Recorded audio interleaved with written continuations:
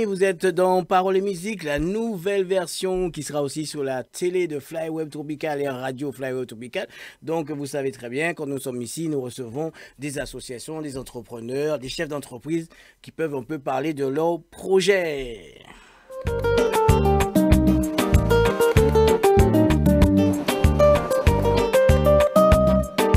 Aujourd'hui, nous recevons l'association Amis Service. Donc, je vais dire que ça pour ne pas écorcher tout le nom. Et je vous laisse découvrir Laurent Moisseron. Bonjour Laurent. Bonjour Francis. Ça va? Ça va très bien et toi? Ça va tranquillement. T'es bien arrivé, ça va? Impeccable. T'es à l'aise? Un accueil parfait, tout va bien. Tout va bien. Tout va bien. Tout va bien. Donc maintenant tu es venu à Flyweb Tropical, tu es venu parler de cette association. Exactement. Voilà. Je te laisse dire le nom. Alors nous sommes l'association Amis Service Boucle de Seine. Oui. Et ça consiste en quoi? Alors notre association est une association dite intermédiaire. C'est une association d'insertion professionnelle. Nous travaillons donc sur les boucles de Seine, sur une partie du département, parce que sur le département, il existe 5 associations identiques à la nôtre. D'ailleurs, aujourd'hui, nous sommes à Versailles, sur le secteur de Chantier-Yvelines. Nous sommes, comme je le disais, donc, sur les boucles de Seine, sur le secteur Maison Lafitte, Saint-Germain, Montesson, Houille, et je passe toute cette région de boucles de Seine. On a aussi l'association CBL Réagir, AFPI, et Défi Service qui se trouve sur le nord du département des Yvelines. Mais cette association, quel âge qu'elle a? Alors, nos associations intermédiaires, si on doit prendre, parce qu'elles ont toutes été créées quasiment en même temps, ont une trentaine d'années. Ah oui, 30 ans. Et combien d'adhérents? Alors en fait, ça ne fonctionne pas forcément par un système d'adhésion. Nos associations sont devenues des associations professionnels dans l'accompagnement des personnes qui sont sans emploi. Comme je le disais tout à l'heure, en fait, on accompagne les personnes les plus éloignées du monde de l'emploi pour leur retrouver une stabilité. Et donc, on a tout un dispositif que je te propose de présenter un petit peu plus tard. Et donc, en fait, on n'est pas dans un système, comme je le disais, d'adhésion. On est plus, effectivement, dans un système d'accompagnement de nos demandeurs d'emploi. D'accord. Mais comment ça se passe? C'est-à-dire que le demandeur d'emploi vient vous voir dans l'association ou comment? Alors, le parcours du demandeur d'emploi passe par la plupart du temps par une case qui s'appelle Pôle emploi, qui est l'un de nos partenaires, un très grand partenaire. Puisque nous n'accompagnons pas tous les demandeurs d'emploi, nous accompagnons les demandeurs d'emploi qui correspondent à des critères définis par l'insertion par l'activité économique, ce qu'on appelle l'IAE. Ces fameux critères, ce sont des critères d'ordre, alors ça peut être au niveau des revenus de la personne, de l'endroit où ils habitent, de leur parcours, de leurs difficultés, de l'éloignement, du temps d'éloignement au niveau de l'emploi. Et en fonction de ces critères, ils sont éligibles à notre dispositif. Donc le conseiller, si je dois nommer le conseiller de Pôle emploi, envoie le demandeur d'emploi en direction de nos associations et en fonction de ses compétences, éventuellement de ses qualifications si tant est qu'il y en ait, nous nous chargeons de le mettre sur un parcours, sur un projet professionnel et nous lui permettons d'avoir des missions, alors plus ou moins longues, en fonction bien sûr de ses appétences, pour le remettre sur le chemin du travail et leur permettre ainsi d'avoir des codes, des formations et puis de pouvoir être détectés par des donneurs d'ordre qui peuvent être des entreprises, des collectivités et parfois des particuliers. D'accord. Mais avant de créer cette association, le premier président, il était demandeur d'emploi ou comment?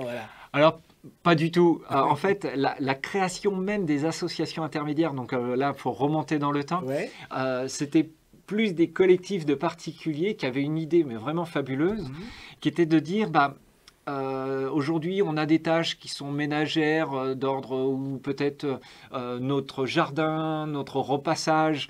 Ce qui serait bien, c'est de pouvoir confier ces tâches à des personnes qui sont sans emploi, de les rémunérer pour ça et de leur permettre ainsi d'avoir un revenu et de retrouver effectivement ce chemin dont je parlais tout à l'heure de l'emploi. Et donc en fait, ce sont ces particuliers qui ont créé ces associations un peu partout en France. Et à un moment donné, les choses se sont légiférées, réglementées, et nous sommes devenus de plus en plus effectivement des associations professionnelles, puisqu'aujourd'hui nous sommes très peu de bénévoles, quasiment que des permanents, des salariés de l'entreprise. Puisque les pouvoirs publics nous ont dit que nous allions nous occuper d'un public tout particulier, ceux qui sont définis par ces fameux critères de l'IAE dont je parlais tout à l'heure, avec un accompagnement professionnel par des chargés d'insertion professionnelle, qu'on appelle en acronyme CIP, qui vont justement lever tous les freins, qui vont accompagner le candidat pour le mettre dans des situations les plus confortables possibles, pour qu'on ait une véritable stabilité professionnelle à la fin avec une sortie positive. D'accord.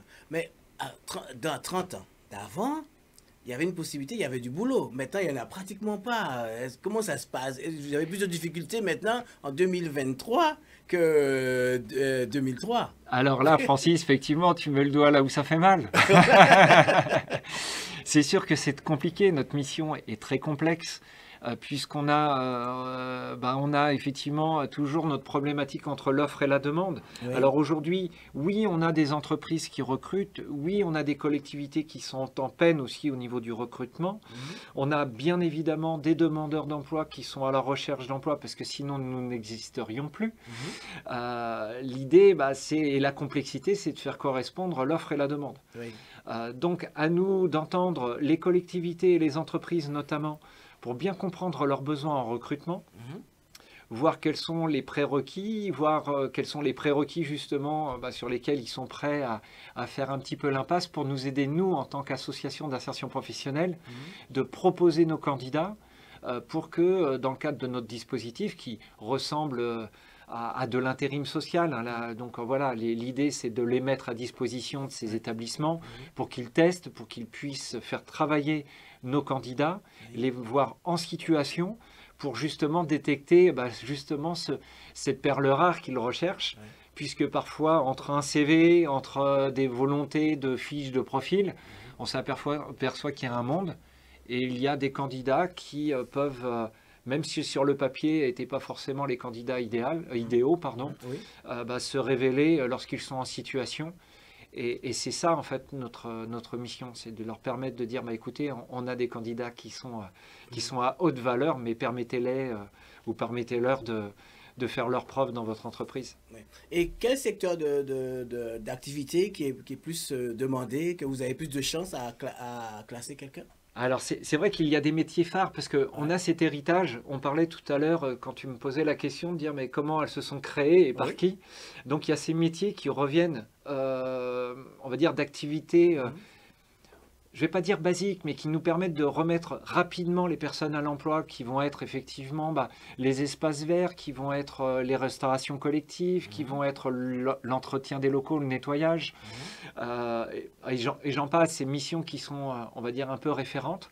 Mais on s'aperçoit qu'aujourd'hui, les entreprises ont des besoins et qui sont différents. Les besoins de nos demandeurs d'emploi sont aussi différents. C'est-à-dire qu'aujourd'hui, ils viennent avec des prétentions, avec un véritable parcours. Et donc, charge à nous de pouvoir trouver les bons candidats, les mettre au bon endroit pour qu'ils puissent tester, voir s'ils ont véritablement ces compétences, cette appétence, et puis voir si ça correspond bien aux besoins aussi des entreprises. Donc, pour répondre à ta question, aujourd'hui, oui, il y a des marchés qui s'ouvrent au niveau de la logistique, au niveau de la restauration, qui sont effectivement un peu plus évolués. Mais aujourd'hui, on ne se ferme plus par rapport à ça. Parce que comme les entreprises ont des besoins, charge à nous de trouver effectivement les bons candidats. D'accord. Mais Amis Service Bouches-de-Seine, c'est que dans le 78 ou ça va s'évoluer dans d'autres départements? Alors, Amis Service Boucles de Seine est effectivement sectorisé sur les boucles de Seine. Maintenant, comme je le disais tout à l'heure, des associations intermédiaires, on a la chance d'en avoir partout sur le territoire national. Elles sont entre autres fédérées par une fédération qui s'appelle l'UNAI, l'Union nationale des associations intermédiaires, dont nous faisons partie. Et là, aujourd'hui, si nous sommes entendus de l'autre côté de la France, il y a une association intermédiaire comme la nôtre, pas très loin de chez eux, pour que justement ils puissent faire appel à nous dans ce cadre de cet intérim social pour trouver des candidats qui leur permettraient de répondre à leur mission. D'accord, ce ne sont pas des bénévoles, mais comment vous recrutez vos agents? Alors, ce recrutement, parce que les choses sont de plus en plus certifiées, plus en plus qualifiées. Oui. Donc, il y a forcément des diplômes qui correspondent à certaines missions. Hein. Je parlais de chargé d'insertion professionnelle tout à l'heure. Effectivement, on ne va pas permettre à n'importe qui de pouvoir faire l'accompagnement de nos demandeurs d'emploi, parce que ça demande des compétences, ça demande effectivement une expérience. Il y a une formation à passer avant? Exactement. Et cette formation, il permet effectivement de valider leurs compétences à accompagner les demandeurs d'emploi, oui. Puisqu'il faut savoir lever les freins, savoir écouter, renseigner. Et puis, tout à l'heure, le mot accompagnement, c'est notre valeur ajoutée en définitive. Oui. Puisqu'on est face à quand même à un public, je l'ai dit tout à l'heure, les plus éloignés du monde de l'emploi. Oui. Ils ont forcément essuyer certains plâtres, ils ont quelques difficultés, on leur a déjà tenu des discours. Donc, ce n'est pas nécessaire de leur retenir un discours complémentaire qui ne va pas être enrichissant pour eux et surtout qui va être validé par une véritable stabilité. Donc, notre intérêt, c'est de faire en sorte que cet accompagnement soit le plus juste possible et c'est pour ça qu'on a besoin aujourd'hui de professionnels pour réaliser cette mission. D'accord. Et via tout ça, est-ce que vous-même, chez Ami Service, vous proposez des formations, par exemple, à quelqu'un qui vient vous demander à l'accompagner à l'emploi? Est-ce que vous aussi, vous avez la possibilité d'accompagner cette personne en formation? Alors, on a des formations, ce qu'on appelle des formations de métiers de base. Oui. Je vais prendre un exemple très concret. La formation HACCP. Alors, on adore, hein, Francis, les acronymes dans le milieu social. Donc, voilà. Oui. Donc je vais éviter d'en dire trop. Mais bon, cette formation va nous permettre de travailler en restauration collective, puisque je l'ai dit tout à l'heure que c'était un point important. Et heureusement que les collectivités et les sociétés nous accompagnent aussi dans cette démarche. Oui.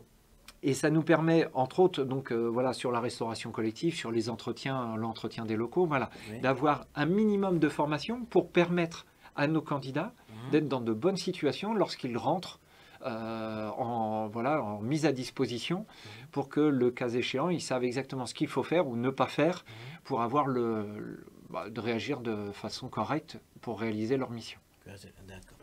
Cette association a été créée il y a 30 ans. Quels sont vos objectifs actuellement? 2024, 2025, 2026, c'est quoi? Alors, notre premier objectif est de pouvoir continuer notre activité, parce que c'est vrai que notre activité a une particularité, même si aujourd'hui on a une activité qui peut être considérée d'intérêt général, oui. Puisqu'on s'occupe d'un public quand même tout particulier, oui. Nous vivons de notre propre activité économique. C'est-à-dire que nous n'avons pas aujourd'hui un subventionnement ou un biberonnage à 100%. Une association pareille devait avoir une subvention quelque part. Alors, on est accompagné, oui. Mais pour te donner une idée, cela représente 7% à peu près de notre budget. Donc 93% de notre budget aujourd'hui, nous l'avons grâce à notre activité économique et grâce à cet intérim social de mise à disposition auprès des entreprises, des collectivités. Donc avec un système de mise à disposition, de facturation à l'heure, oui. Comme l'intérim en définitive, oui, oui. Pour qu'on puisse réaliser cet accompagnement. C'est-à-dire que non seulement ça nous permet de rémunérer notre candidat, puisque là pour le coup ce candidat est salarié chez nous, oui.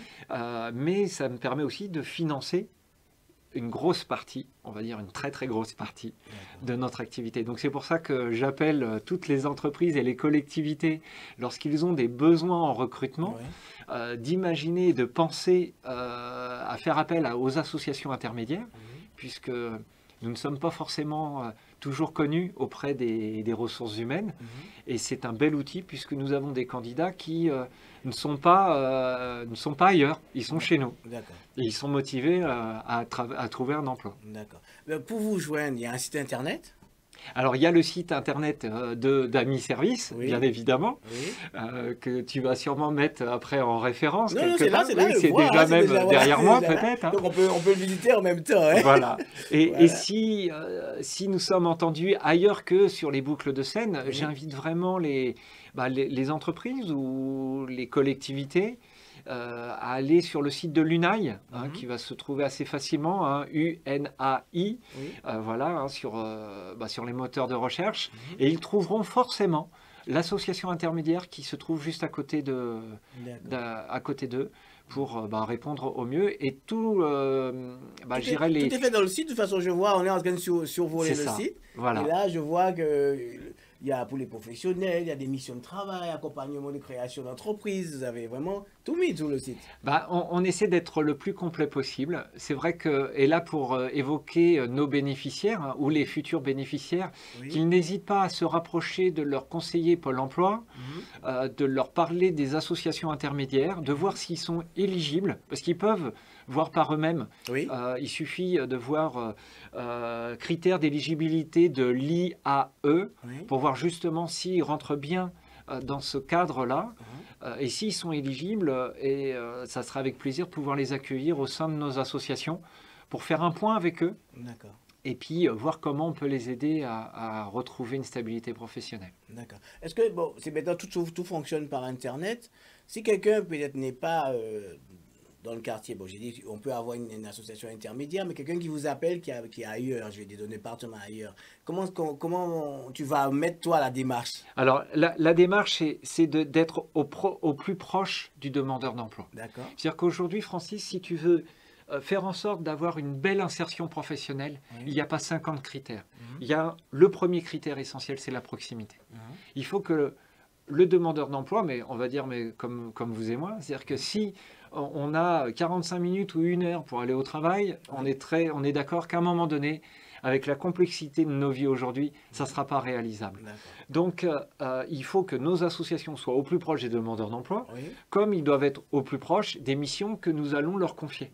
Donc, si un demandeur d'emploi ou un bénéficiaire nous appelle d'un autre département, c'est de notre mission aussi de le diriger vers l'association intermédiaire la plus proche de chez lui pour que, justement, on fasse un travail de qualité. Mais est-ce que, grâce à vous, il y a moins de chômeurs? Moi, aujourd'hui, si je dois parler... C'est une question piquante. Hein. Non, mais c'est piquante, mais tu as raison. Aujourd'hui, pour te donner des chiffres, mais là, je peux parler que de notre association Ami Service, on accompagne 150 candidats en moyenne. Alors, en moyenne, quand je dis en moyenne, c'est-à-dire entre ceux qui rentrent et ceux qui sortent. Le contrat que nous passons avec eux, puisque ce fameux contrat, c'est un contrat, au-delà d'un contrat moral, c'est un véritable contrat d'engagement, puisque nous pouvons les accompagner jusqu'à 24 mois dans le cadre du pass de l'insertion par l'activité économique, puisqu'ils rentrent dans certains critères, donc ils bénéficient effectivement de cet accompagnement au maximum de 24 mois. Notre objectif est de pouvoir réduire ce temps à 6 mois, entre 6 et 8 mois. Pourquoi ? Parce que nous ne sommes qu'un passage, une passerelle, un retour à l'emploi. Il faut en aucun cas que ça devienne quelque chose de trop formalisé pour eux et qu'ils pensent qu'on est un employeur vita aeternam. Donc on est vraiment là que pour les aider. Alors oui, on répond aujourd'hui de façon, et d'ailleurs il y a quelques statistiques sur le site internet qui reprennent nos résultats, puisque nous sommes aujourd'hui une solution à l'emploi, une solution donc par définition à la diminution du baisse du chômage. Mais au-delà de ça, puisque le chômage à l'intérieur, il y a beaucoup de types de demandeurs d'emploi, on répond surtout à une demande toute particulière, c'est-à-dire que nous accompagnons quand même les personnes les plus éloignées du monde de l'emploi. Et donc, ce n'est pas forcément la tâche la plus facile, mais par contre, la réalisation dans l'acte est vraiment très gratifiante pour nos équipes et surtout par rapport à nos demandeurs d'emploi lorsqu'ils retrouvent ce fameux job que tout le monde rêve. D'accord. Je vais te poser une autre question un peu plus piquante. Vas-y. Sur un CV, est-ce qu'il est important de mettre sa photo? Parce qu'on sait qu'il y a des employeurs qui n'aiment pas peut-être un maghrébin, un noir. Voilà. Bien sûr, tu parles de discrimination. Voilà, discrimination. Est-ce que vous êtes face à ça aussi dans cette association? Alors on est face. Ça serait te mentir de te dire que non. maintenant, il y a quand même une évolution.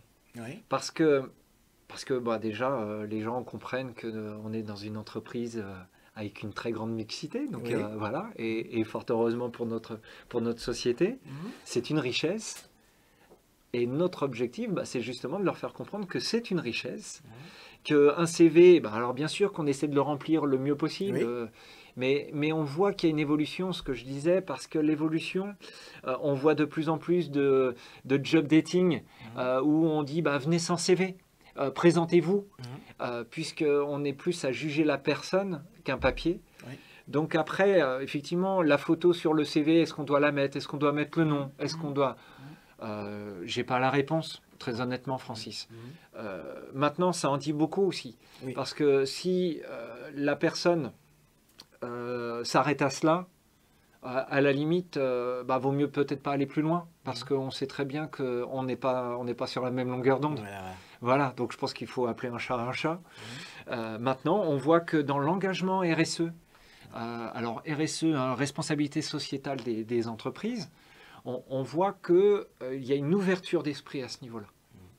Et il faut qu'on en profite. Et c'est aussi une des missions de nos associations intermédiaires de prouver que nous avons la réponse à leurs besoins en recrutement et que des candidats qui, sur le papier, comme je le disais aussi tout à l'heure, n'étaient pas forcément ceux qui auraient été sélectionnés, on leur permet par l'accompagnement de leur prouver que, bah, effectivement, c'est nous qui l'avons, la perle rare. D'accord. C'est bien. Donc, une question. Un bon candidat, bon CV, il faut une lettre de motivation, parce qu'à l'époque, il fallait une lettre de motivation. Ah ouais. Alors, tu sais, tout ce qui est lettre de motivation CV, alors c'est vrai que ça me fait doucement sourire, parce qu'en définitive, si tu dois prendre ces exemples-là, peut-être 60 ou peut-être 70%, mais c'est un pourcentage que j'invente complètement. Oui, oui. Bah, c'est pas la personne qui l'a faite. Donc globalement, est-ce que ça a un intérêt ou pas? Je vais te dire.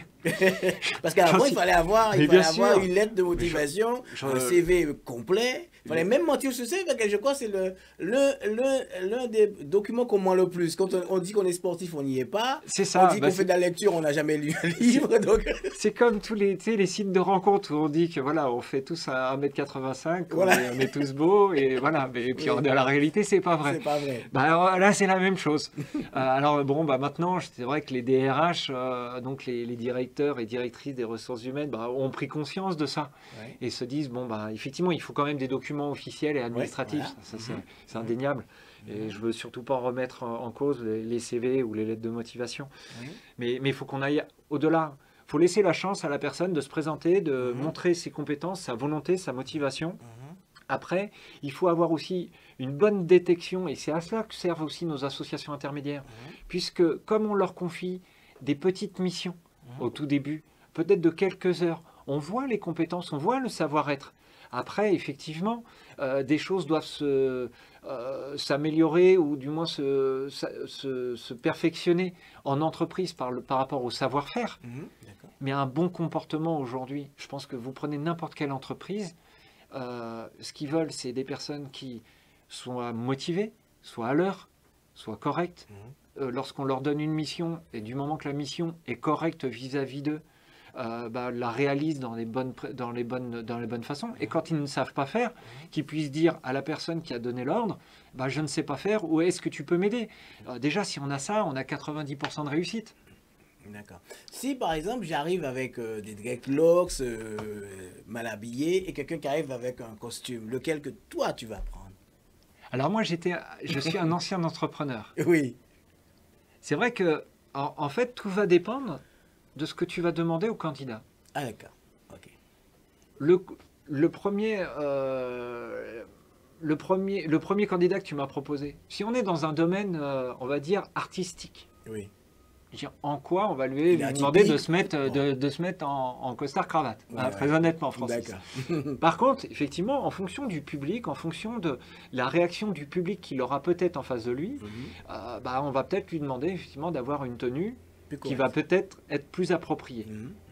Mais après, qu'est-ce qu'on entend par approprié? On voit bien qu'il y a des évolutions à nos époques, parce que je pense qu'on a à peu près le même âge, Francis.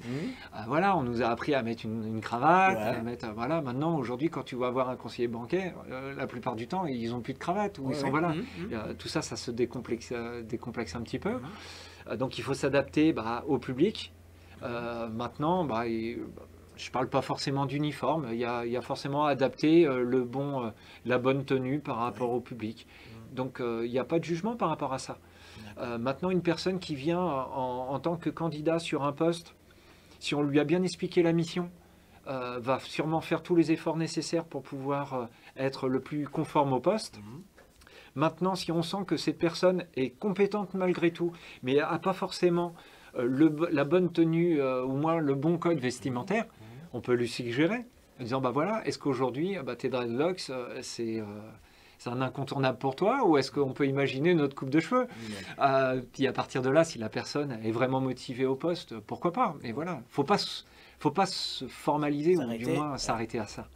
Parce qu'il y a peut-être des personnes qui vont dire oui, moi en fait là aujourd'hui je suis comme ça, mais demain je peux très bien avoir les cheveux différemment. Voilà, parce que voilà, non, il faut au-delà de l'apparence maintenant aller plus loin que ça, quoi. Sur Internet, on trouve beaucoup de... Bon, on appelle ça des charlatans peut-être, mais beaucoup de personnes qui proposent des formations. Est-ce que c'est bon ou c'est pas bon? Alors les formations, ce qui est important avant de commencer une formation, il faut toujours être bien conseillé. Et là, on a la chance, nous sommes dans un pays où lorsque tu veux une information, tu peux aller la chercher. Je parlais de Pôle emploi tout à l'heure, mais si on devait parler des jeunes, ils pourraient très très bien aller dans les missions locales. Il existe des missions locales partout. C'est pareil, ce sont des partenaires qui nous envoient des candidats pour justement voir et analyser si les formations proposées correspondent bien. Bien sûr, dès qu'il y a moyen de gagner un peu d'argent, il y aura forcément des charlatans. Donc là-dessus, quand tu as dit sur ça, Internet, tu as tout résumé. Tu as tout résumé, voilà. Alors, est-ce que prendre une formation sur Internet sans connaître les gens, est-ce que c'est la bonne méthode? Non, enfin, je pense pas. Je pense qu'aujourd'hui, c'est un petit peu comme un travail. Il faut rencontrer les gens. On a la chance, comme je le disais, d'avoir des services qui nous permettent de parler à des conseillers. Faites-le. Faites-le avant de prendre un engagement. Et surtout, lorsqu'on commence à vous demander de payer pour pouvoir faire, je pense que ça demande une réflexion. Qu'est-ce que tu penses de la retraite? Tu ne parles pas de l'emploi, hein? Donc automatiquement. Alors à la retraite, c'est un mot qui dit qu'à un moment donné, on arrête de travailler, c'est ça? J'ai pas trop de réponse à cela. Par contre, moi, moi, ce qui est important, voilà. Alors, ça, je ne vais pas botter en touche, Francis, parce que j'ai plutôt tendance à répondre aux questions. Alors, par rapport à l'âge, par rapport à tout ça, par rapport à la pénibilité. J'espère que tout sera bien entendu, parce qu'effectivement, il y a des métiers qui sont compliqués, qui sont durs, et qu'il y aura effectivement des désaccords et des choses qui se feront dans le temps pour que les gens vivent correctement et surtout vivent dans des bonnes conditions. Après, moi, ce qui m'importe aujourd'hui, c'est de faire en sorte que la personne, et là je reviens un peu à mes bénéficiaires et nos candidats, c'est qu'on leur trouve des missions qui correspondent vraiment à leurs attentes. C'est ça qui me dérange aujourd'hui. Moi, ce qui me dérange, c'est lorsque j'entends des personnes qui vont au travail et qui disent « Bah ouais, mais moi, en fait, le travail que je fais ne me convient pas, ne me correspond pas. » Quand j'entends des gens qui sont... alors on entend du burn-out, on entend toutes ces choses-là. Et c'est vrai que ça c'est une question qui m'attriste un peu plus. Parce que moi, pour être très honnête, je suis dans un métier où si on me demande de travailler jusqu'à 64 ans, 65 ans, 66 ans, si on me le permet, si Dieu me le permet, voilà, ça me pose pas de problème. Maintenant, c'est vrai que quand on est sur un métier où on y va un petit peu à reculons, où c'est compliqué physiquement, ça me dérange. Et surtout quand nos candidats, et là je parle plus de nos bénéficiaires, on ne leur donne pas le choix, justement, et peut-être l'opportunité d'avoir un confort dans le travail, ça me dérange beaucoup plus. D'accord. S'il fallait revenir, on revient à mes services. Comment on peut présenter ça? Je te laisse faire ta pub maintenant, parce que là, comment on peut présenter à mes services, quel est l'objectif, tu m'as déjà dit, mais la projection. Alors, la projection. Alors, Amis Service, alors, je vais peut-être parler, alors, bien sûr, d'Amis Service sur le secteur que nous avons, mais de façon un peu plus globale au niveau des associations intermédiaires, parce que c'est important de leur rendre à toutes c'est un peu cet hommage, parce qu'elles font un travail de fond qui est souvent dans l'ombre, puisque nous n'avons pas toujours eu la chance d'être mis en avant. Et c'est vrai que là, aujourd'hui, si je reviens un petit peu, alors je vais répondre à ta question en deux parties. Oui. La première par rapport à nos candidats, surtout regardez si vous êtes éligible à ces fameux critères d'insertion pour l'activité économique. Si vous l'êtes et vous vous retrouvez dans cette difficulté à l'emploi, allez voir vos associations intermédiaires, enfin du moins l'association intermédiaire qui se trouve près de chez vous. Je ne dis pas qu'elles vont avoir forcément une réponse, mais au moins vous aurez déjà l'écoute. Donc ça, c'est le premier point. Après, l'autre réponse sera plus orientée au niveau des collectivités et puis des entreprises, en disant, s'il vous plaît, sensibilisez vos ressources humaines à consulter systématiquement les associations intermédiaires dès lors qu'il y a un recrutement. Pour voir si, dans le cadre de notre association, par ce dispositif d'intérim social, on pourrait envisager un accompagnement sur un laps de temps, parce que l'idée, ce n'est pas non plus de faire un accompagnement trop long, mais pour cela, on a des solutions pour pouvoir continuer à maintenir le lien avec nos donneurs d'ordre, mais qui est ce réflexe systématique de dire, tiens, je dois recruter quelqu'un au niveau de ma logistique, pourquoi ne pas appeler l'association intermédiaire qui se trouve, par exemple, à Maison Lafitte, si je dois parler de mon secteur. Et ce qui nous permettrait, nous, de voir dans notre vivier si on n'avait pas le candidat idéal à leur proposer. Et on a quasiment la garantie, si nous avons le candidat idéal, la garantie que ça va fonctionner, puisqu'on va passer par un système de mise à disposition pendant un laps de temps où l'entreprise n'aura pas pris d'autre engagement que de passer un contrat avec nous et de voir si derrière ils doivent contractualiser avec le candidat une fois qu'il aura fait ses preuves. Donc ils ont une réussite de recrutement qui est l'ordre de plus de 90%. D'accord. Donc voilà, ça c'est mon argument. D'accord. Chaque association a un local ou un local principal? Alors chaque association a son siège social, puisque chaque association est indépendante. Ça reste des associations type loi 1901. Est-ce qu'on peut venir sur place, voir les documents? Oui. Voilà. Il y a pignon sur rue? Toutes les associations, je pense ne pas dire de bêtises en te confirmant ça, ont un local, ou du moins reçoit le public. Oui. Puisqu'il y a cet accompagnement, et du moment qu'il y a cet accompagnement, il y a cette relation qui doit s'instaurer, et donc ça doit se faire dans un lieu. Donc en général, ils ont un bureau de représentation. D'accord. 30 minutes avec toi, je te laisse le micro pour terminer, Laurent. Alors je vais terminer par des remerciements, Francis, parce que nous permettre d'avoir ce moment de parole et d'expliquer en quelques mots qui nous sommes, pour nous, c'est, voilà, je parlais d'allure d'honneur, mais c'est rien de le dire. J'invite d'ailleurs toutes les associations intermédiaires à se rapprocher justement des médias pour qu'on parle encore plus de nous, puisque notre tâche et notre mission est importante, elle mérite d'être soulignée. Voilà, et que dire de plus que ce que nous sommes dit, je vois pas plus, mais j'espère qu'à un moment donné, là ça ferait un contre-pied à tout ce que je viens de dire, mais j'espère qu'un jour nous n'existerons plus. Parce que si nous n'existons plus, ça veut dire qu'il n'y a plus de personnes éloignées du monde de l'emploi. Et à partir de ce moment-là, là, on serait effectivement dans une situation un peu plus agréable. D'accord. Mais je te remercie, Laurent, de ta visite à nos studios FlyWeb Tropical. Voilà. Donc, très bien.